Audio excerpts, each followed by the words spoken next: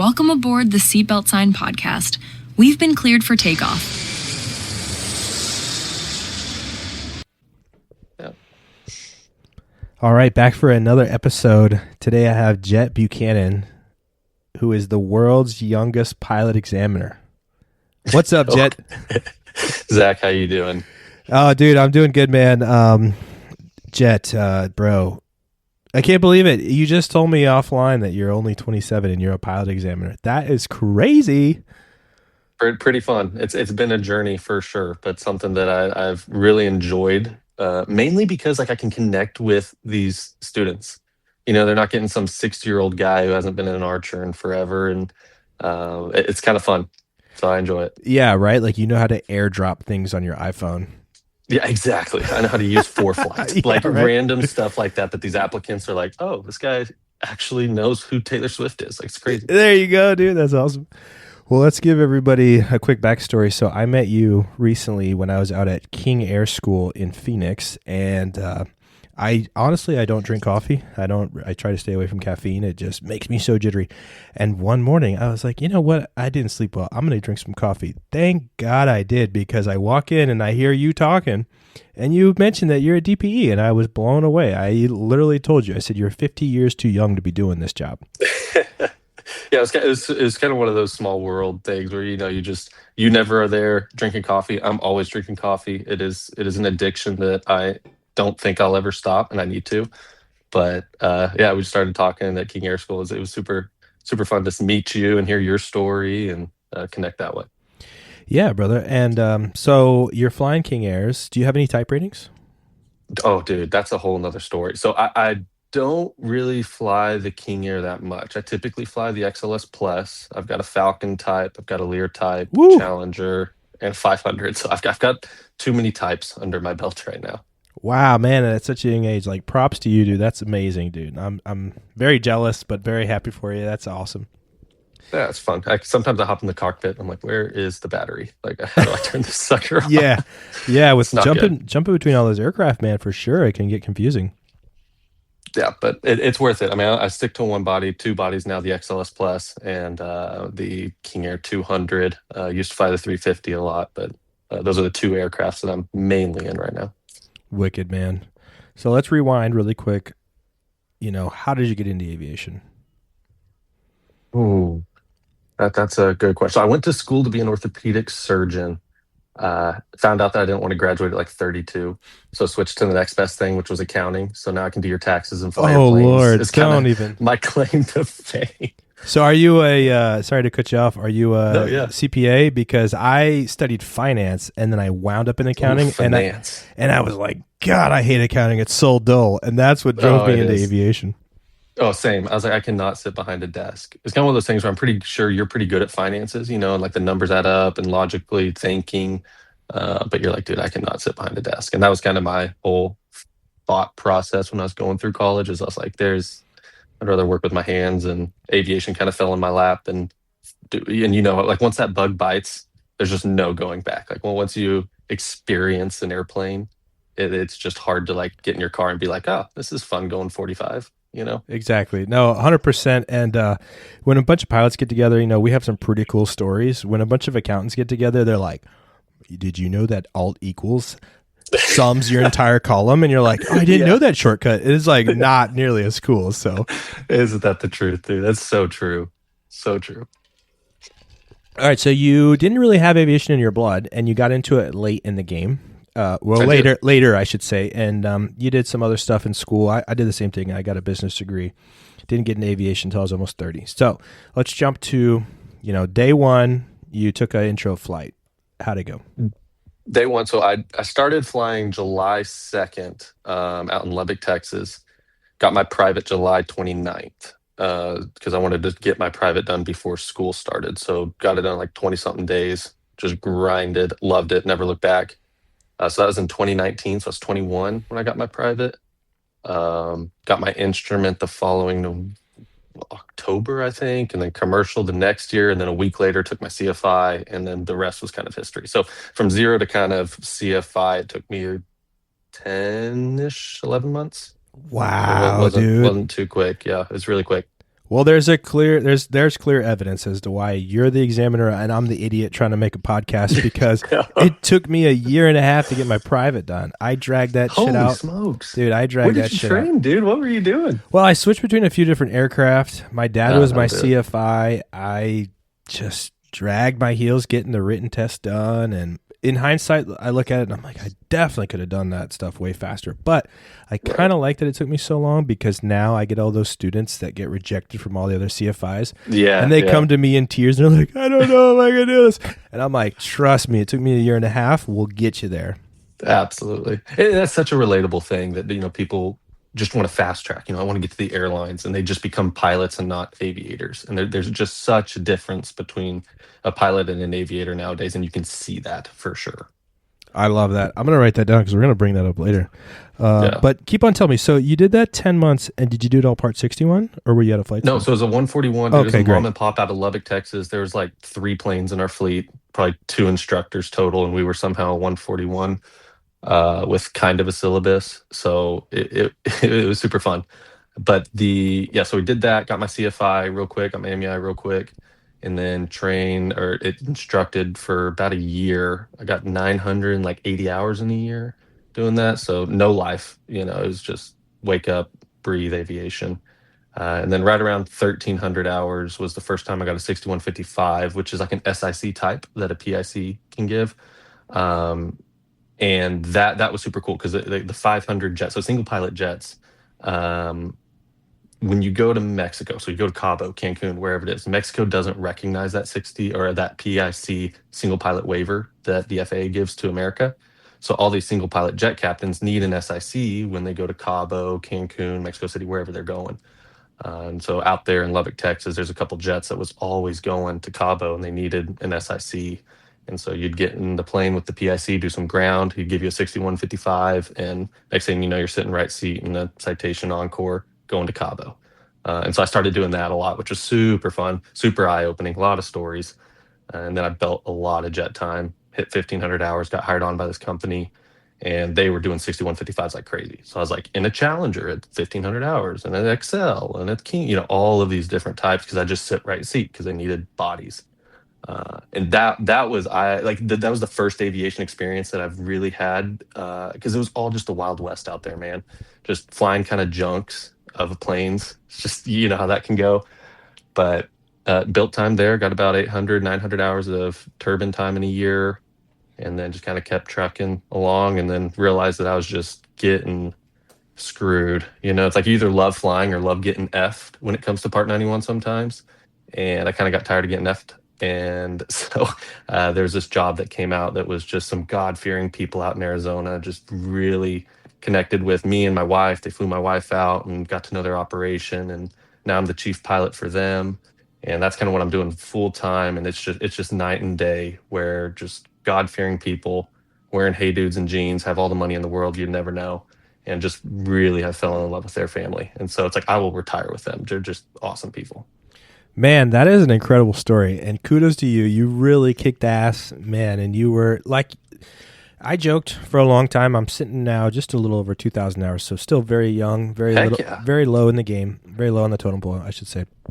But anytime I see these guys with super cool airplanes on the ramp, I always joke with them and I say, here's my business card. I work for free, and it sounds like you were kind of doing that, getting all this different jet experience, and they know, they're raking you over the coals. They're not paying you what you're worth. Right. And it sucks that that's the industry, but it really is everywhere and anywhere, even at flight schools, But I want to jump to Mexico for just a second. All right. Now, I've heard all the time people flying into Mexico, it's a lot of DME arcs. Was that the case? Mm-hmm. Yes and no. No, I mean, they've got GPS approach. You go into Cabo, you're going to shoot the GPS approach. But if you're going anywhere else, it's not like Cabo or Cancun. You're always arcing into Mexico. So that is typically the case. But now that they've transitioned so much to GPS, I will say this, it's all paper. So when you're trying to leave Mexico, you've got to create a flight plan, submit it to them. They're going to take it, approve it, and then they're going to send it to Tower. Tower's going to have to stamp it. Before it gets back to you, you sign off on it. And now you have this paper flight plan that you can't deviate from. So that you can't file via ForeFlight and just get it approved. It's all got to go through this paper trail. And so if all of a sudden you add somebody to your flight flying out of Cabo, you got to go through that whole process again, and it can take a couple hours, which is just it. I don't know why they haven't Yeah, you're smacking updated that. your head against the wall, and you're like, "Come on, people, get with the times." It's crazy. It really is. Or you change your destination, they're like, "Oh, well, let me run it up to Tower." I'm like, "Why are we running it up to Tower?" I don't know. Oh my It's gosh! crazy. I did some ferry flying in Canada once. I was like way up in northern Canada, Oh, no way. near Greenland, and we had to rescue Yeah. some Cessna 172s that were on their way to Europe, and instead the plan changed and then we had to take them to South Florida. I'm gonna release a whole episode about it eventually. But Dude, that's crazy. That had to be an oh experience. man, it was nutty. Million stories. How long was that flight? It was 1,200 miles, and we had to do 13 and a half hours in the plane each day because we had just weather brewing that we had to escape from. And then Holy smokes. once we delivered them to Lakeland, Florida, we had to go immediately back up to Canada and do it a second time because we only had 5 pilots and we had to get 10 airplanes. So, oh yeah. Dude, that is brutal. Oh yeah. That It was is crazy. brutal. But what a journey. That's the aviation mindset of like, Oh. dude, I want to hop in it. I want to do it. Let's figure it out as we go. It'll be super fun. A handful of the guys that came on the trip, they were like, I already have a class date at a regional airline, and it starts like 2 days after I get done with this trip. The only reason they did it was for the adventure, for the story. Yeah. It was awesome. We had a great group of guys.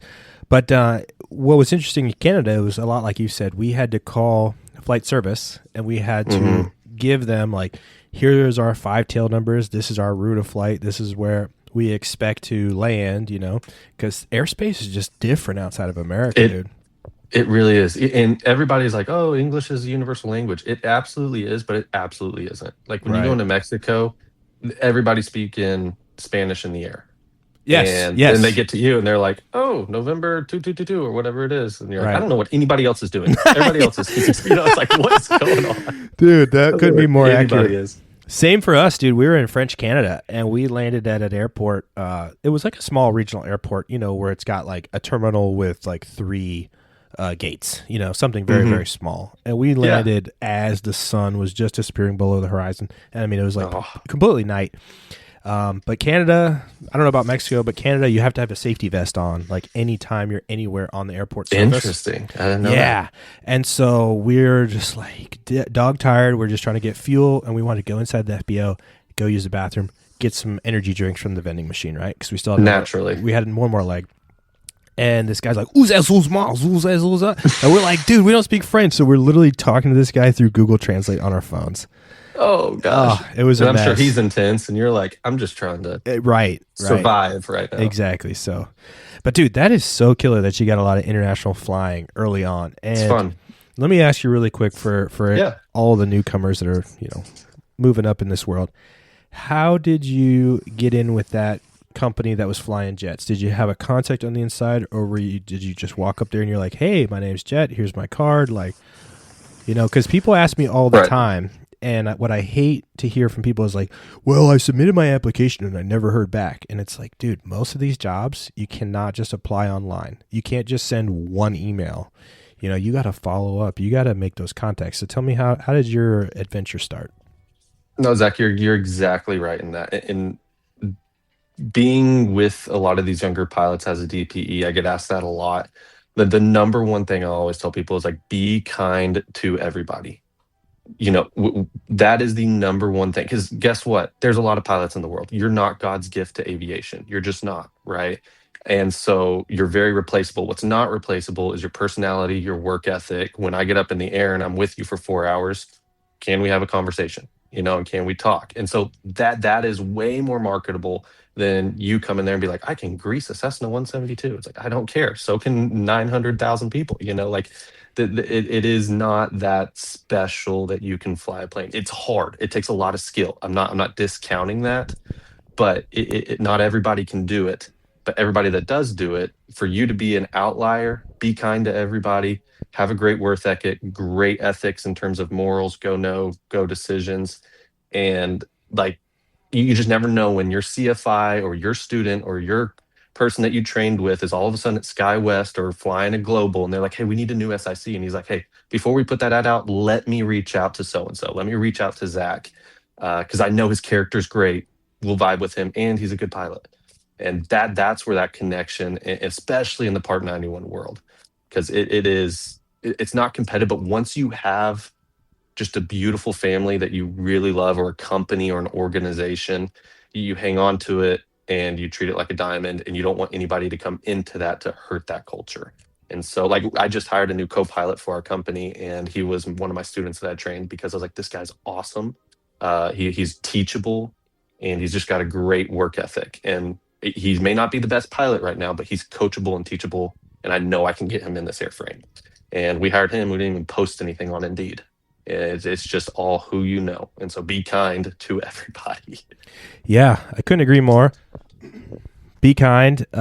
Keep those networking skills going. And I try to tell people all the time, just go be an airport bum and just say, like, literally, yeah. When you see somebody with a cool airplane, go talk to them. We're all pilots. We love to talk about the same stuff. We love to show off cool airplanes that we're flying. And, absolutely. Get people's phone numbers, stay in touch. Like for you, for example, I put Jett Buchanan, King Air School, something to kind of remember people by. I did the exact same thing. Yeah, right? Like, yeah. King Air School. Yeah, right? So, dude, and be a go-getter, go ask for the job. Go knock on the door and just be like, hey, I see you guys as Jets. Like, I just want to, because those people are like, oh, wow, this kid's eager. Like, yeah, let's give him a shot, Absolutely. You're exactly right, Zach. And I guess to circle back to answer your question, how I got into the gig of the 91 world, it really was my chief flight instructor who went out, and then he went to the airlines, and they needed to fill the SIC school. So he's like, hey, take Jett. He's awesome. Got that opportunity. And then from there, it's just now you're flying a Jett. So when you get out of it, everybody's like, oh, he can fly. Hey, do you want to come do R? We'll contract you out. And then your network just absolutely branches out like crazy. I love it, dude. So I want to talk about SIC, but then I also want to get back into something that you just mentioned. Yeah, go for it. So we both have been good co-pilots. Okay. Let's give everybody some advice out there on how to be a good co-pilot. Now, one fun story I like to share is the first time I jumped into King Air is a King Air 260. First, like, big, first time ever in a turbine engine, first time working as a crew, and we were flying all the way down to the Virgin Islands. And the owner's son invited some girl, and also invited, like, his buddy and a girl, right? And so they're all like late 20s, early 30s, right? And my captain, he was very nervous at the time. And so first off shows up the very pretty girl of the owner's son, right? Potential new girlfriend. And he walks right up to her and he goes, how much do you weigh? And I was like, oh, no. I was like, what, dude? I literally jumped in between both of them. I was like, hey, it's so nice to meet you. My name is Nick. This is my captain. His name is Mike. We're going to be flying you today. Flight time's going to be about this. You can blah, blah, blah, blah. We got some snacks on board. Hey, we kind of need to know a weight because we need to put something on the form, but it doesn't have to be the correct number. Like stuff like that. Yeah. And then I looked over at my kids. I was like, bro, what are you doing? Got to be personable, right? So like knowing how to be kind and polite to your passengers. Absolutely. So you go ahead. Tell me some good like co-pilot tips for all the newcomers.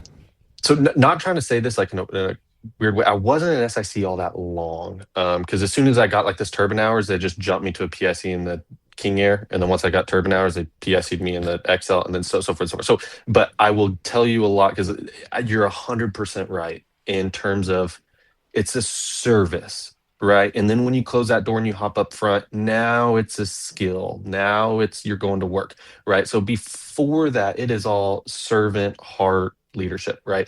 And never be afraid to outserve someone in this industry, right? They're paying your check, and it definitely shows because I'll tell you this much, and you know this, if you're nice to that lady, right, and then she sees someone other SIC who's just not great, you're gonna be like, wait, I want Zach back, right? And now they're fighting for you. Now we want to make you a PIC. Now, and so they control kind of what happens in that 91 or in their operation inside their plane. So being just very servant-hearted, don't overindulge on like, hey, there's thunderstorms. Like, yeah, well, let me tell you about this, right? Like, well, there's a cold front coming through, which is creating a lift in action, right? It's like no, it's like, yeah, we're gonna go around it. It'll be fine. Maybe a little bumpy, so put on your seatbelt. But it was completely safe. Look, Southwest is going, right? And so there's a lot of different avenues to just be a servant, right? You're in a service industry, dude. That was amazing what you just said, though. That's going to be a podcast clip right there. Outserve and be a servant. It is a service industry. I love that. That is such great advice. So Right. I And love Zach, it. do you see that, even flying now, you're saying 2,000 hours, you're getting into King Air, which is awesome. How are you seeing that in your day-to-day work? I recently have been feeling imposter syndrome all the time because Really? even recently, just we have a 172 and now we just downgraded to a 152. And it actually worked out even better because my primary student, she's working on student pilot. She felt like she had those aha moments on the first time we jumped in the 152. And she was like, oh, I understand everything now. And then we debriefed. And I had her in the classroom and then two other students who I got all the way through to commercial. And they were all asking me questions. And for like a split second, I had deja vu. And I remembered me sitting in the seat and then asking my instructor questions. And I was like, I shouldn't be here. I'm stupid. I don't know any of these answers, right? Like, I shouldn't be the one teaching these people. So the same way, like when I jump in a Jett or if I jump into King Air, Right. I'm touching it, I'm feeling it. I'm like pinching myself like, is this real? Like, no way. It's super cool, man. Yeah. And I'll tell you this too. It transitions to your PIC. If you're a PIC, you should outserve your SIC, right? The SIC is not there to serve you. You're there to serve him and bring him along and teach him, and work together as a team. So like having this like PIC mentality where it's like, no, you get the bags. It's like, no, I'm the last one on the plane because I'm getting the bags. I'm closing everything. I want to be the last person to touch it because it's my plane at the end of the day. Where hey, you get up front, you brief them, you tell them what's going on, and as I'm coming up, I'm just wrapping everything up because I want to be the last person to get the bags on or whatever it is. So it doesn't change per roles. Like it's not like, oh, be a servant as an SIC, PIC, just show up. Right? That doesn't change. I love it, man. I think that's fantastic advice to anybody out there listening. Yeah. So one thing I wanted to ask, because you brought it up. So you've got first of all, let me highlight, I was raising the roof when you told me that you weren't SIC very long until you upgraded PIC. So dude, congratulations. It was the Wild West out there. We were flying, you can always polish a turd. So it's not like we were flying these great planes. It was like, oh, you get in this plane. You're like, this is the last 50 hours probably on this plane. I don't know. It's going to fall apart. Yeah. I know what you mean. My first Jett I got to jump in was a CJ3 Plus with my mentor. Nice. Dude, that's awesome. Yeah, dude, that's a dream, man. Dude, it's crazier.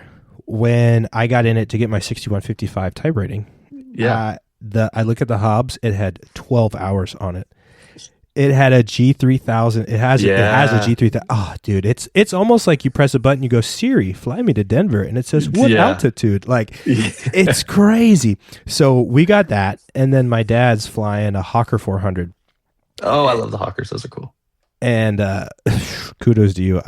I've tried to love them, and they are they're so hard. They brutal. force you to fly. They force you to fly. Yes. And that's what I love. Like the CJs are great, but like you said, hey, you can get there. Hey Siri, fly, and it'll do it. Where the Hawker, you're like, hold on a minute. Why is this doing this? Right. Two independent autopilots. Yeah, just crazy stuff. So one day, my dad just happened to be transitioning at our local field. And so I invited him and his co-pilot to come look because the company he's at, they're upgrading to Phenom 300s. And same thing, the G3000. And so, we flick on that master switch and they're like, I don't have to put in the flight plan. I can just send it to the panel. And I was like, welcome to the modern age, gentlemen. Stuff like that. That's so funny. Yeah. And that's what's crazy too. It's like kids are doing that in their trainers. It's like they just hop in there and for flight, send it there. And I was like, whoa, hang on. Your first job's going to be in a King Air 200 where you got a HSI or a PC-12. I mean, I flew jets that had a 6-pack. Yeah. Right? And most kids never touch a 6-pack in their training right now. It's crazy. I know. And I had a similar thing with my student pilot. We're in a 172, two G5s, touchscreen Garmin GPS. Everything's beautiful, IFR certified. It goes down for an engine overhaul. Now we're back in a 152 with a standard 6-pack. We got to set our heading to our compass. You've never done that before. And no GPS. So then I was like, oh my gosh, well, when we get to, and maybe we can ask you, you're an examiner. I was thinking, okay, when we get to your check ride, he's going to say, well, how did you do this cross country? I can't just say, oh, I followed my iPad. So I had to teach you how to navigate VOR to VOR. Absolutely. We had to do it old school. So yeah, timed approaches. There you do go. Those are fun. 100%. That was my IFR check ride. We just had one VOR in there, and you're twisting and changing and twisting, you get to your final approach fix, you turn it back, and you're like, time. And then you time your ground speed, and you're like, 2 minutes, here we go. It is so Two cool. minutes, go around. It is so cool to kind of go back to that older way of doing it, because I'm so used to GPS stuff. But when I do those old school ones just to test myself, I always land and I go, oh, it really does work. Like I'm always so impressed. Yeah, it's crazy. It's like, oh wow, that's how they did it. But they did that in the 737. Back like they didn't have this, or just whatever it is back in the day. It's wild, the VOR flying. Makes a lot of sense though once you grasp it. Dude, I know, and we'll have to just spit stories about that. We could talk for hours. Well, good. We'll do another episode in the future. But I want to ask you, so you're in this jet world, and then you had mentioned that they're trying to contract you out on this one. So I imagine that your schedule, all of a sudden, it just went hectic. So let's talk about, how did you manage your schedule? How did you prioritize what was important? Were you also teaching at the same time? So talk to me about that mindset. No, so the place that I started working for, that what they would do is like, Zach, say you bought your own plane. Now you got to either contract pilots, figure out maintenance, you got to do all of it, and it's just exhausting. So this company, genius strategy is they'd be like, hey, Zach, come to us. You're going to pay us a fixed amount a month. We have our own maintenance, and we have 20 pilots on staff that can all fly your plane. So when you want to go somewhere, all you got to do, email me. We'll get it on the schedule. We'll fill it, right? We'll handle all your maintenance, everything. And so it was like, oh, this is great for a lot of these companies. So we had 28 different planes and probably like 14 pilots. So it became, so if all the planes were going at once and most of them were crewed, you're flying somewhere, airlining back, flying somewhere else, coming back. Like it was a mess, which I loved, because it was like, sweet, a lot of flying. This is what I want to do. And so that part of things, you became very, if my wife's or my girlfriend at the time's birthday was that night and they're like, hey, we're going to Vegas. It was like, I'm going to Vegas. And that really became a hardship for what I wanted to prioritize. But being clear to the people you love about, hey, this is going to be a season. This is a year or 2 years where if I can build these hours and get to 3,000, 4,000 hours, now we can do, I can go anywhere. Right, and do whatever I want. It's still got to have your networking, but if you can buckle down for those year, 2 years, whatever it is, then you're both on the same page and you understand this is temporary.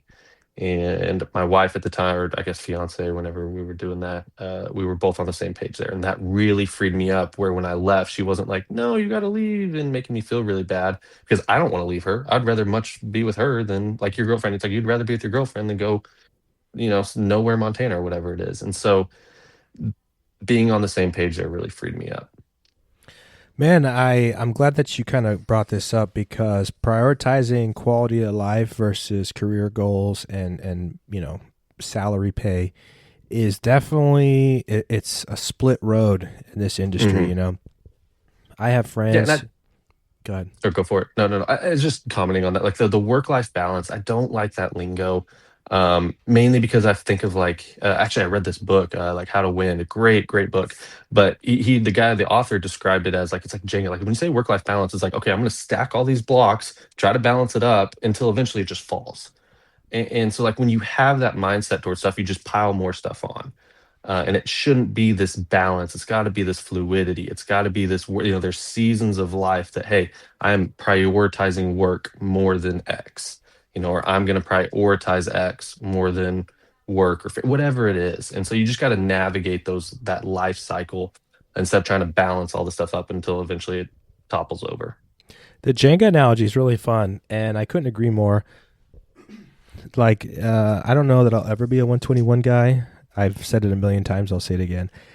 I think those hats look so silly. I think you look like a bus driver wearing those hats. I agree. I'll tell you what took you off the 121, because I read Captain Sully's book, and he was like, man, when I was, when this all happened to me, my daughter was 18. I've been around for 9 years of her life. And I was like, that sucks. Like, I don't want to do that. Yes, that. And then for me, I did my ATP, CTP training at Delta Professional Services, so at Delta Airlines, which is really cool. Very cool. I suggest to everybody, because at least there you're going to see how an airline does it. You get to see behind the curtain. It was really cool. That's awesome. It was like the only 5 minutes where I was kind of convinced to go 121 because the pay and the benefits and all this stuff. But it's great.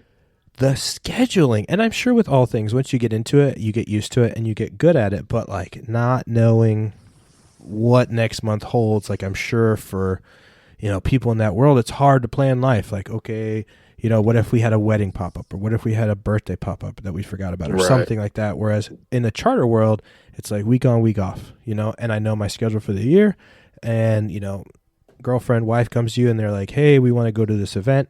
I just go, well, okay, I'm gone that week. Maybe I Right. can switch, or maybe you're going solo, like I Absolutely. just like that for the quality of life aspect. And I'm at the point For now, sure. I'm in my mid 30s.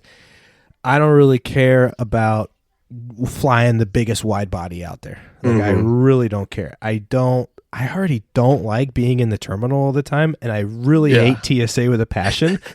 I much rather have FBO I don't life. know who loves TSA though. Like who's like, yes, get to go through TSA today. Dude, I don't know, but kudos to those people. But Yeah, I I like the can't FBO lifestyle stand a little bit more. And Yeah.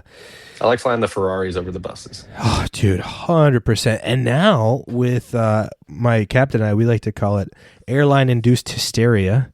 These crazy people everywhere. Like, They're hard. what the hell? I mean, we deal with assholes and some crazy people when we're flying, expensive private jets. But for the most part, like, they just want to get on and they just want to go to where they're going. They're not going to give Yep. you a whole lot of lip, unless you're sitting at Teterboro and you're like 17th in line and they're like, my meeting starts in 30 minutes. And I'm like, well, you put this on Sorry. yourself. Yeah, right? Yeah, get Wi-Fi on your plane, Exactly. So, anyways, man, yeah, no, appreciate funny. you talking about contracting. And Okay, contracting is great. I would highly recommend like explore that 91 world, because if you like my gig, right, I maybe work 10 days a month right now. And it's not that I'm not, and I also go into the office a lot. Like I do, I'm there, it's a family mindset where you're there, you're helping. We have in-house mechanic. It's awesome. And so being there and being a part of that is really cool, because it's not like, oh, we have a flight that pops up tomorrow. Like I know my schedule almost through November right now. And there's, weeks where you're gone a week, and then there's 2 weeks where you don't touch the plane for 2 weeks. And it's really cool, but you're still getting paid to be available. And that's the big thing is, hey, if they need to go, we got to go. well, you just gave me another great question, which is I have a friend here who recently became the CEO of a local charter. Now, he started Oh, nice. he started his career a while back, and he was just a pilot, and he worked his way up and eventually got into the management side. Right. And now look at him. Now he's been at a couple companies. He went through an acquisition, and then he got really high up at that company, and then decided, you know what, they're moving everybody to Atlanta. I don't want to do that. My life is here. And he made a bold decision to prioritize family, and it worked out in his favor, because now he's the CEO of, and I interviewed over there. I didn't have the hours at the time, but they were nice enough to, bring me in and talk to me. I love it. I love it. And it was so funny because at the end of the interview, they go, well, right now you'd be a little better suited to wash our planes than to fly them. Would you be interested? I was like, no, dude, get the hell out of here. I don't want to wash the planes. But anyways, we've stayed in touch, and he's a great dude. That's awesome. But you seem like you're kind of on a similar trajectory. You started out just as, commercial pilot, and then you got to CFI, and then you got into these jets, and now you're chief pilot in your office. And so what do you think about climbing the management ladder and getting higher up in the company versus, flying? Because I feel like on the management side, you are a lot more involved in decision making, but maybe you don't fly as much. So talk to me a little bit about that relationship. Yeah, the management side of an operation is different than the flying part, right? And that's where we kind of talked about like, hey, being a pilot or an aviator, right? If all you want to do is show up, get in the plane, hit start, and go from point A to point B, that's a pilot to me. If you want to aviate like that's filing a flight plan, that's the weight and balance, that's working with the customers, that's understanding the expenses, of what we're doing, how to save money, but also be very safe and effective. And so the management side's great because I love people. I want to talk to people. I want to know their stories. So working with the accounting team or working with the HR team there, and you have as a pilot, you have a very unique ability to have these conversations with some powerful people that people wish they could have. Right? It's like I'm working for this family. They're extremely, just very nice but powerful people. And we get to have these conversations where we're working in the same office And I just could go up there and be like, hey, how you doing? And people would die to have that just meeting with them for 10 minutes. And so you have this relationship with people, and this, where you get to fly really cool people and have this conversation, and like, don't take those for granted and learn from those. And then how can I make your life easier, right? I'm there to take any burden you have on a plane or the aviation side of our department away, whether that be expenses, taxes, understanding when maintenance is coming up. Like, I want that to be just gone for you, where you just show up and everything's been working. And so that's the management side of stuff, is like mitigating that and making all the stuff that's on those plates of your owners, just you take all of that. Right. And so it's a lot of work, because you're worrying about registration, airworthiness. Do we have our Mexico stuff? All of our insurance is up to date. We got a new pilot, right? That's a lot of stuff that you just don't see behind the day. Is all of our pilots scheduled for their recurrence? Are we paying? Is it like cost? How does that work? So I love that part, because there's a lot of problems, and I love to solve problems. So it's super fun. Dude, thank you so much, because that was such a wonderful answer. Very in-depth. And I bring it up because I interviewed at another charter once, a 135 operator, and they had asked me, they were like, what do you think about management side? Would you ever be interested in doing that? And I said, honestly, no. I mean, maybe down the line, but like, really? Yeah. Because I know with management, they're probably going to say, look, you're only going to get to fly maybe 20% of the time. And right now I'm passionate about the flying side. Like, right. And that's what I'm saying. Like, that work-life balance, like, you're in a season. Be in the season. Be present. If you love flying, fly. Get that knocked out. And then, 5 years down the road, you're married, have a kid. Now you're like, hey, you know what? Maybe flying 20% will still tickle that itch, but now I get to be home. And that's more attractive in that season. So do what you love in the seasons. Man, that's our second podcast clip right there, dude. Be in the seasons. And I love it. That's such a good analogy, man. Well, okay. Man, thanks for telling us all about your career, your trajectory all the way up to this point. So now in the convo, we're at this moment where you're like, I think I want to be a D.P.E. So let's start from day one, when the thought popped into your head, all the way up until you're given your first check ride. So how did you go about doing it? And I'm so curious.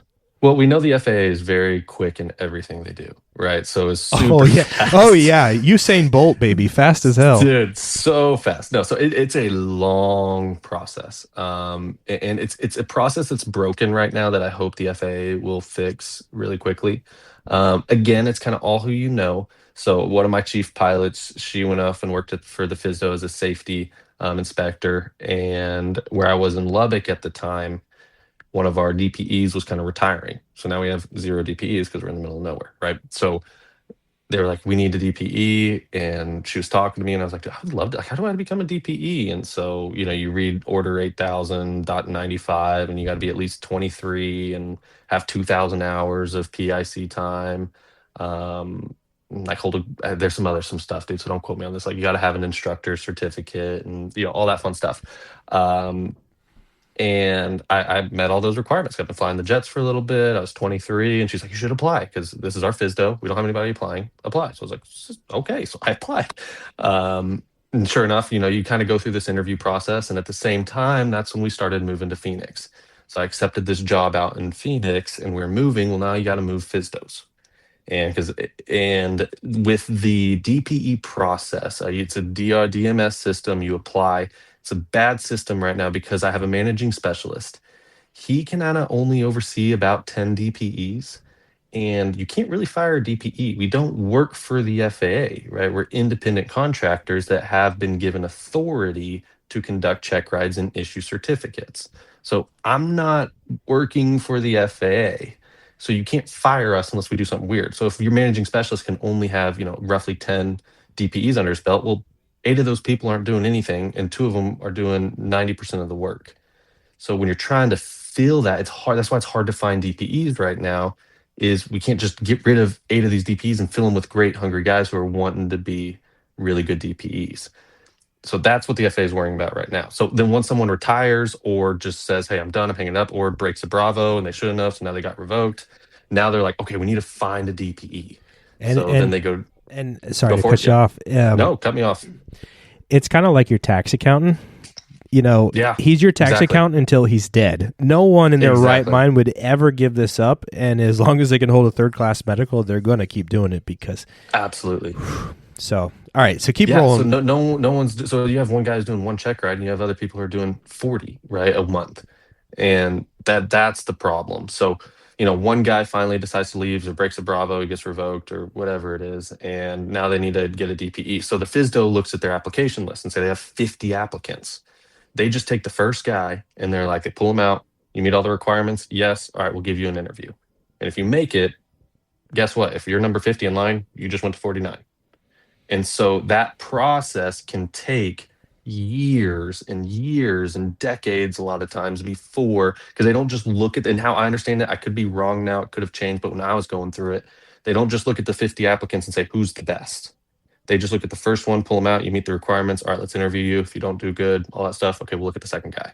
So if you're at the bottom of the food chain, it's going to take a long time till you get up there. So luckily for me at the Levick FSDO, no one's applied. So I was the only person.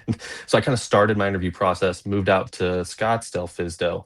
And since I was already kind of in that process, they needed, by grace of God, needed a DPE. I've already been going through that. So it just transferred over to the Scottsdale. And they're like, okay, we won't pull anybody. This guy's already halfway through the application. And then I kind of got taken over there and did all the interview process with them.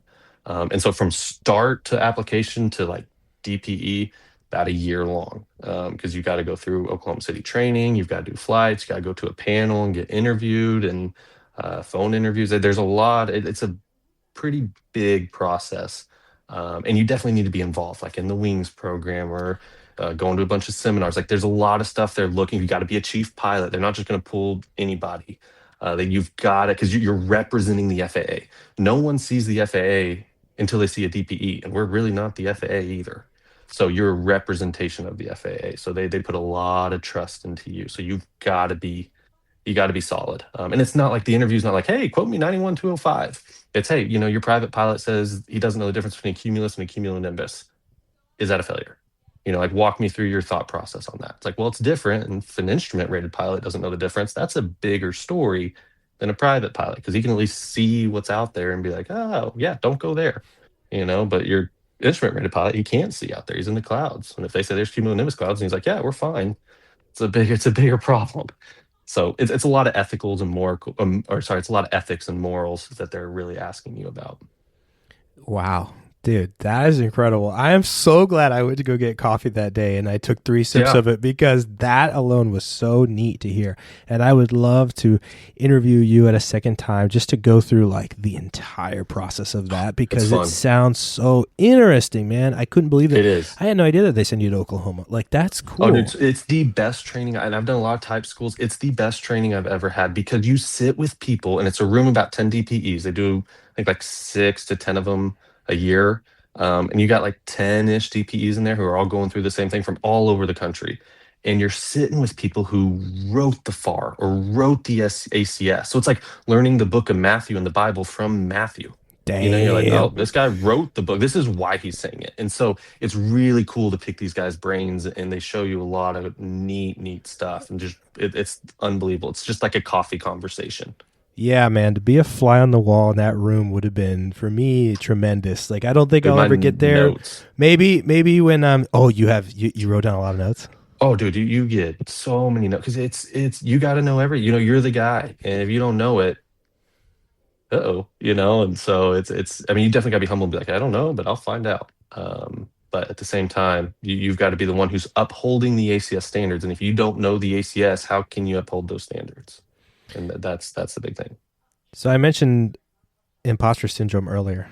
As Yeah. you're going through that, did you ever feel that? Did you ever feel like I'm not worthy, or even 100%? Yeah. 100%, man. Like, and there's just some way more qualified. I was definitely the youngest person in that room. And you just have some really experienced, really superb pilots in there who've flown way more hours, way more years, understand aviation far better than I did at that time, and still to this time. They're just because they've got that experience. And so just being a sponge and soaking everything up was really neat. But the other thing is you have a lot of people who are removed from the GA, the training. So they're having to they're like, oh, it's not the PTS, it's the ACS. They're having to relearn all this stuff because they've been flying American for the past 30 years. So they're like, wait, how do you do this? What is this? They're having to relearn a lot of the regs again, where I felt like that's where I had the advantage of. I just kind of came from that. So Quoting 91205 is like, you can just do that. So there's a lot of like pros and cons, but as far as just the maturity level, I was like, I'm just gonna be a sponge and shut up and not say anything dumb and try to pass this. Dude, oh man, it's incredible. I mean, there's a reason you got picked. You're obviously a guy with humility through the roof. Like you said, I'm just going to sit there and be quiet and try to soak this all in, which is the perfect attitude to have as us as young guys looking at these guys. But it's interesting what you just said there, that they're coming back into GA. And I had never thought about that, because I was just talking to some folks today and telling them that I was going to come talk to you. And I was like, I don't know, maybe I want a D.P.E that's older and wiser. But at the same time, like, they're not as familiar with GA like you had mentioned. So I'm so glad that you tossed that out there. Yeah. All right. So one other thing I'm curious about, do you get a nice little green license that says... You don't. What? So what's you don't get a certificate. No? Oh, man. Or that'd be a certificate like that. You get a certificate of completion, and that'll be on your DMS, so designee management system is what they've kind of gone to. And so there you can find your certificate, which would have your CLOA on there, which is basically saying, hey, you are able to do airplane, single engine, land, private pilot, instrument, commercial, CFI, all of your CLOA on there. But yeah, you don't get a little green card that's like, hey, here you go. You don't get that. Which I was bummed too, dude. Zach, I was like, what do you mean you're not going to, I don't have to do an IACRA and get a new green card. I was bummed about that. Yeah, because you're sitting around, drinking coffee with some pilots, or at the end of the day, and you're at the restaurant. You flip that onto the counter, and they're like, "What?" Like, that would be cool. Yeah, maybe. No, you don't get any. I don't have anything. It's just on. I don't have to carry it. It's just in DMS. So it's super funny. Maybe in like 10 years, when you're the director of the FAA, maybe we'll get that changed. Oh, dude, no, please no. No. They are going to like the FISDO. They're going to like a national FISDO now for all the DPEs, hopefully here pretty soon. So that'll help solve that DPE shortage, which would be awesome. Well, now I know the guy to call when I have any questions. It'll definitely be your phone number. Your phone will be ringing. But really quick, I want to ask one last DPE question, and then I want to jump into W.I.N.G.S, because it's such a great program. It is. It's great. So let's talk DPE. All right. Do you remember the first check ride that you gave? What was it, and how did it go? Yes, I do. First check ride is going to be an observation flight. So your MS is actually going to have to be there and observe you conduct a check ride, make sure that you pass that. And that's kind of like your big test. That's your check ride, right? So you've kind of done all the other stuff. If you don't do that well, you can kind of get back to the end of the line. So it's kind of a big check ride. The other thing about that, though, is he's got to pass. So my private pilot applicant, he's got to pass the check ride so that the MS can see the entire check ride. If we only get through the ground, well, we didn't see the flight, so guess what? We got to do it again. Right. So there's not, you're trying to formulate your first check ride in a way that is fair, like so he can get through the check ride. I see. Right? Yeah, I understand. So that's fun. So I was actually flying out in LA, and so my FISDO's actually in LA, which is another. I got transferred over there again. So that's where my MS was, and I actually did a flight out there for my company. And so I was in LA for a couple of days, and I was like, hey, do you want to do a check ride? So unfamiliar with the airspace as far as GA goes. I've flown into LA a bunch of times. Did my first check ride out of there. I want to say, it was Montgomery Field Executive. So MYF, Mike Yankee Foxtrot was the first. And so that was the first guy. He showed up, little mom and pop, Part 61. And it is nerve-wracking because, it's a federal offense if you issue a private pilot to somebody and he didn't meet the X. It's all right. It's like, hey, I'm going to give you a driver's license and you're 13 years old, right? Like, I can't do that. So if I issue a certificate to someone who is 14 years old and I give him a private pilot certificate, I can give him a temporary one. And then when it gets processed, that 8710 gets processed, and then he goes out and exercises his private pilot privileges for 2 weeks until the FAA finally catches up and says, whoa, no. Now we got problems, right? And so same thing if you issue a commercial certificate or a CFI and you do it wrong, or you mess up, there's a lot of liability there on the examiner. And so that part, like if you don't have your endorsements, it's technically an illegal check ride that you just did, and you issued somebody to go play in the airspace and they aren't able to do that. So that on that side of things, it's a lot of weight. So going through the that's why like examiners are very stingy on your endorsements, your time, all of that. Because if you go out and crash and they go through your logbook and they're like, how did you get to check ride and you didn't have a solo cross country endorsement? Right? Like that's illegal. Now it's the examiner's fault, which is now the FAA's fault. So it becomes a big deal. So Dude, yeah, that was nerve wracking. My eyes were popping out of my head. I'm clenching my chest as you said federal offense. Now I knew that because I've talked to this with my examiner locally, and he goes, "Look, you can give somebody a biannual flight review, and then they come to me and they get a new license. Now that basically the FAA is going to look at me for the next 2 years until you sign your logbook again." Now, I knew that there was some responsibility there, but when you say federal offense, man, my heart skipped a beat. So I want to ask you, how did that weight feel on your shoulders? Because forever and ever, as I was going through flight training, my dad was my CFI, and he was like, you're going to get your flight instructor. And I was like, I don't want to do it. The responsibility is too great. The liability is too much, Right. So I couldn't even imagine what you're going through right now, man. I mean, so it's real big. And they go through there. So the FAA is very quick to take away stuff. So when I went to Oklahoma City, there was this examiner out in Arkansas, Missouri. Don't quote me on this. He's been doing CFI check rides for the past 15 years. Somehow everybody's passing him, right? And everybody was flying to him to do his check rides. And the FAA someone kind of reported, hey, this isn't a good check ride, like very disappointed, whatever. They go through and send someone to do a check ride with him. And they did 20 minutes of actual stuff. And then they talked about planes for 3 hours, got in a plane, tooted around, came back, landed, and he issued a certificate. So the FAA went through and said, well, we can't trust this one you did. So we're going to go back 15 years, and everybody who has a CFI, we're going to revoke your CFI. So there's been CFIs who've been CFIs for 15 years, and the FAA comes through and says, we're going to strip this from you. So they strip their CFI. And now if you want a CFI, you've got to go do another written, do your check ride, do all of that stuff because you did a check ride that was. So I tell this to everybody. If you think your check ride is not up to the ACS standards, report that, because if it's not being reported, then the FAA could come back and be like, hey, I know you're a commercial pilot, but it was wrong because we've seen this guy do it wrong for the past 5 years. So we're going to strip yours. And now you're flying for the airlines. You got to go back and take your commercial check ride again. You see how terrible that would be for everybody. So what a mess. It was a mess. So that's why you take your job very seriously as a D.P.E. and just, it's a fun time. Yeah, the first thing everybody wants to reference is how much money you guys make off of each check ride. And at least in our area, it's set at like $900, but I know sometimes out on the West Coast, it's like up to $2,000. You laugh as I say 900. So what are y'all charging out in your region? So Phoenix has, and I've heard this a lot of times, don't quote me if it's true, but Phoenix has more flight students than the entire state of Florida. Just in the Phoenix area. So there are multiple flight schools out here.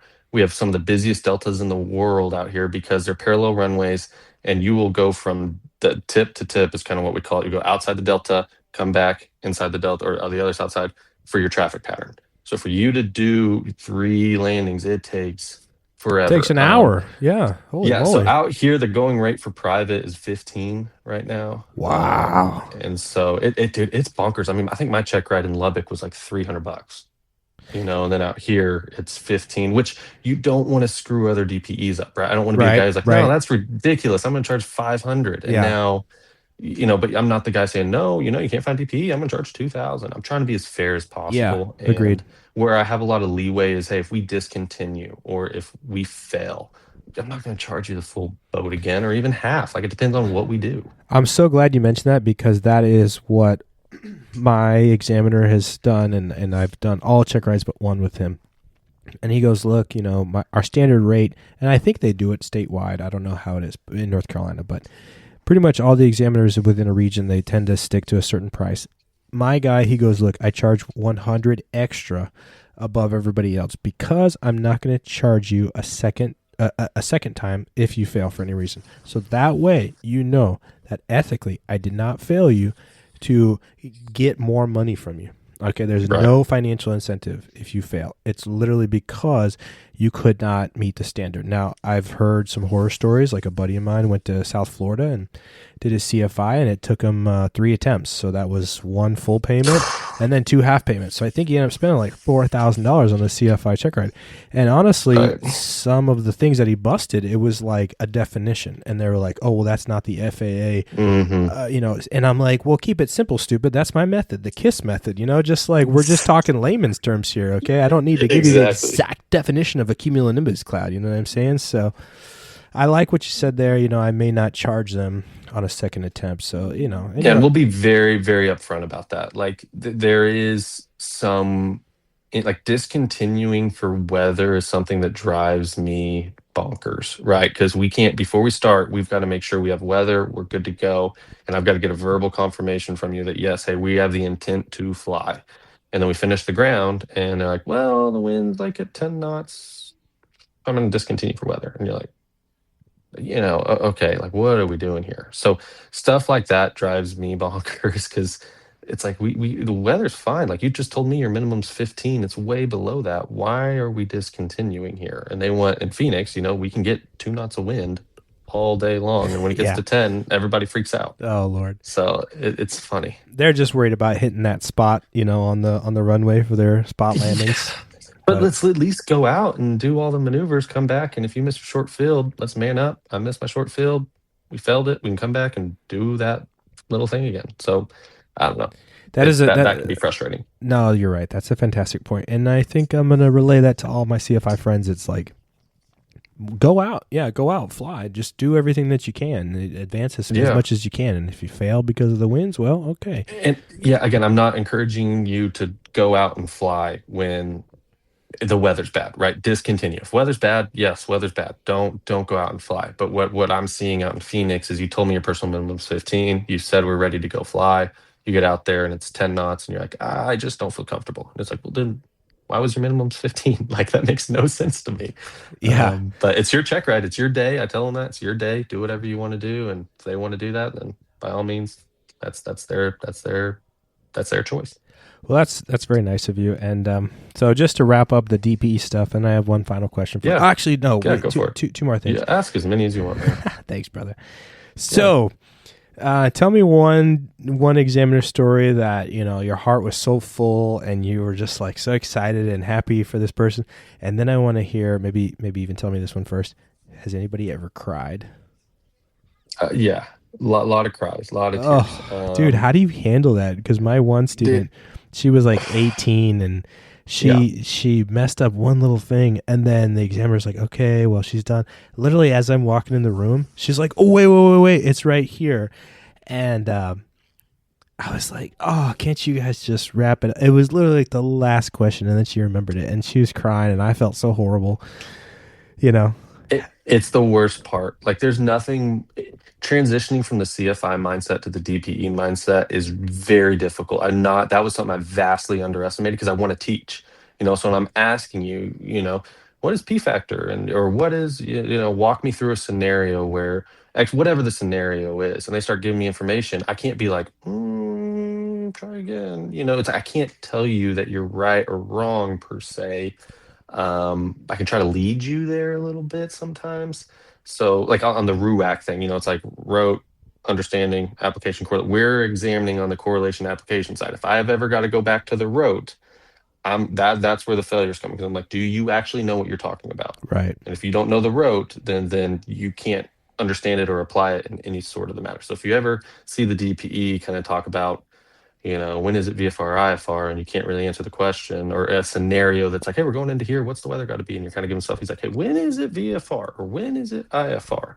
Now they're getting to the rote because they're like, I don't think you know what you're talking about. Right. But yes, a lot of tears. It's the worst part of my job, but at the same time, I want it to be rewarding. And that's where also on the flip side of that, when you finally do give someone who you had to fail because they didn't comply with the ACS standards, when you come back around the next day or 2 days or 3 days, however long it is, and they just nail it or they hit that is the most rewarding thing because they know that you, or at least I try, I'm like, I'm on your side. It's like, I want you to succeed, but I need you to be on my side and understanding I'm here to comply with the ACS standards. And so when they hit the ACS standards, they're just so much more joy than just like, I should have failed that check ride, right? It's like, no, I want you to succeed this check ride and feel like I'm a private pilot or I'm a commercially rated pilot. And that is so just unbelievable feeling to be like, hey, here you go, like congratulations. And there's just an awesome amount of gratitude and just excitement and sense of like, I earned that. And that's kind of how I structure that. I love it. I'm sitting here with the biggest smile on my face as you tell that story. And I think it all works out perfectly in the end. You know, for my student, she had been just on like a straight trajectory to the moon in terms of her career and her flight training. And then she had one little hiccup. It literally was a brain fart for a moment. And then, it sucks. And then they ended it. And then I told her, I said, look, and she's about to take CFI check ride very soon. She's 19 years old. You know, she's skipping college. That's awesome, man. Right out of high school. She got her private before she finished high school. So, you know, very young. And I was like, I think this is best for you for, you know, life experience. And then that way, at least you can relate to students that have difficulty in the future. Because if you never failed a check ride, you know, and you're a CFI and people struggle, you're not going to understand. So I think it all works out, you know, best in the end. It does. Yeah. So one really quick question, and then I want to jump into wings because that's what I'm really curious about. And okay. So my girlfriend brought this up as we were eating dinner tonight, and she goes, "Is there an app for DPEs or to try to find a DPE in your area and to schedule it?" And I go, "Well, I don't know. I know that there's a directory on the FAA webpage," and she was like, "But wouldn't it be so much easier if there was just like an app and you can just like look at a DPE's, you know, Outlook calendar and be like, oh, he has, you know, stuff here and I can just put my information and blah, blah, blah, blah." And I was like, oh, even further, it would kind of be like ratemyprofessor.com, you know, you could like, for you sure. could see people's reviews and things like that. So I don't know. Have you ever heard of anything? I think I've seen like some third-party websites that are trying to offer something like this, but you ever? There are some that are trying to do it. The problem with it is DPE schedules are so fluid, and so is the I guess if you're in a 141, people are trying to schedule weeks out. And so I say I have a check ride scheduled for Monday. Well, they've failed their stage check on Saturday. Now they've got to train again. And now my Monday's all of a sudden not happening because they failed their stage check. Right. And I could have had another check ride, but now we got to push that. And that's like, well, I'm gone for the next 2 weeks on a trip, or me and my wife are going on vacation. So sorry, it's not going to be until the end of October. So there's just so much chaos in the schedule on a student and a DPE. And so I've seen apps like that. I wish we had like a great app that would work like that, or scheduling. But most of the time, once you kind of get in with a good school as a DPE, I work on like a 2 week out notice where I'll just email the school and be like, hey, I've got Monday, Wednesday, and Friday open. If you got applicants, let me know. And it's auto filled, you know, and they send me everything. So as of right now, DP, it's really easy to just be like, hey, I got Monday, Tuesday. And they're like, yes, we'll fill it. Give us a sec. I believe it 100%. Our guys out here, it's at least a month to a month and a half out. And then I've told every one of my students, I go, if your check ride is on November 1st, likely you're going to take your test on December 10th because you have weather, you have maintenance, you have life. Absolutely. You know, you're totally right, Zach. Yeah. So and it's frustrating on both parties. You know, it's like when the student or the applicant can't meet a stage check or the weather happens, it sucks for everybody. Because we want to be there. I want you to be a pilot. We need more pilots in the world. So it's like, I'm not trying to nickel and dime you. I want you to be a private pilot or commercial CFI, whatever it is. So when we have to reschedule, it's just, I know it sucks for you, sucks for me, sucks for everybody. Well, dude, thanks for walking us through everything check ride related. And like I said, I would love to follow up with you sometime down the future. We'll talk more about how you became a DPE and more of your check rides in the future. But now I want to jump into wings because I have kind of neglected this, which I feel ashamed to say that as a CFI. I don't do it as much as I should. We just came out of training and I was welcomed to a lovely email when we got home. We got wings credit for some of the training that we just did. You know, and I want to just dive into everything that this program offers and why a lot of people should partake in it. Absolutely. So I'm familiar with it, but I don't use it enough. The W.I.N.G.S program is a pilot proficiency program, right? So it's designed by the FAA's safety team to help those pilots who may fly once a month, right? They have their own bear in. It's not necessarily designed for your professional pilots. Okay. That's not the goal of it. It's a great tool, but if you're taking recurrence and you're doing X, Y, and Z on a King Air or an XL or a Challenger or a 737, Wings really isn't necessarily for you. If you're still trying to stay in the GA world, I absolutely would use it. It's a good look when you want to be a DPE and you've got wing credits, but it's just a pilot proficiency program. So what it's trying to replace is said it's not trying to make you current, it's trying to make you more proficient. So for someone who does fly once a month, if they can go on and do some of these wings credits that are a bunch of, maybe classes or seminars or whatever it is, it keeps you proficient in understanding air traffic control or airspace or how an alternator works, whatever it is, just to keep you in the move as a GA pilot. So you're not getting to your biannual and you're like, oh gosh, okay, I fly out of a Golf and it's uncontrolled. I go up 2 to round, come back, never go into a Delta, Bravo, whatever it is. And so they get to their biannual and they're like, what do you mean you have to have a mode C transponder inside this veil or whatever? Like they don't know that. So the Wings program's designed for those pilots who fly for fun, fly their family to the lake, come back, not professional in any sense of the terms, but it's just going to keep you more proficient than current. No, I love what you're saying there, and it's probably like a nudge to, hey, we know you know how to fly, but a good pilot's always learning. Maybe go up with an instructor, maybe do some practice, maybe push yourself to engage in an activity that you haven't done in a while. So, no, I like what you're saying. And there's a lot of insurance benefits too. A lot of insurance companies love to see that you have Wings credit. It's huge. I mean, the data is there. It's definitely helped prevent a lot of accidents. People who are in Wings because they're getting updates on, hey, this happened, and it's like, oh, I fly that same body aircraft. Why did their engine fail? It's like, oh, because they didn't do this AD. It's like, oh shoot, oh yeah, I didn't do this AD either. Maybe I should go do it, right? It wasn't supposed to be done until the next annual, but I'm gonna go ahead and knock that out. So there's a lot of cool, I guess, culture behind it and wanting you to just be more proficient than just current. And shout out to the FAA. They did structure it in a cool way. They actually have metallic wings that they send you. I thought they were going to be plastic, but my student got a pair. You do the first round, you're a bronze level, and then you go to silver level, and then you get gold wings. And these are nice These are nice wings. Yeah, they're legit. It also satisfies 6156, which is your flight review. So it's like if you get enough wings credit, it'll satisfy that 6156 where you don't have to go do some of your flight review. So that's really nice. Well, I'm going to dive into it more. And as I do, maybe I'll have some more cool stories to follow up with you on. But Jett, please do. Dude, thank you. Thank you so much for taking some time to chat with me.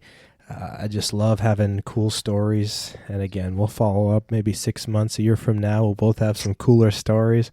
Who knows? Maybe we'll even be flying supersonic for, boom aircraft at a great, something like that. Maybe Elon will have the rockets ready to go by then. Who knows, man? But looking forward to the future. And man, I just can't believe your story. I can't wait to have the feedback from everybody. So thanks again. Man, if you have any questions, I would love to be on. We got a lot of stories. So, it's a pleasure meeting you, Zach. I'm glad I did. Thank you for having me on the pod. And hopefully we can build more aviators and not pilots. That's the goal. Aviators, not pilots. I love it. If you have any questions for Jett, shoot them over to the seatbeltsignpodcast.com. I'll forward them to him. We'll get some cool responses, and we'll hopefully put it on the air. Bye, everyone.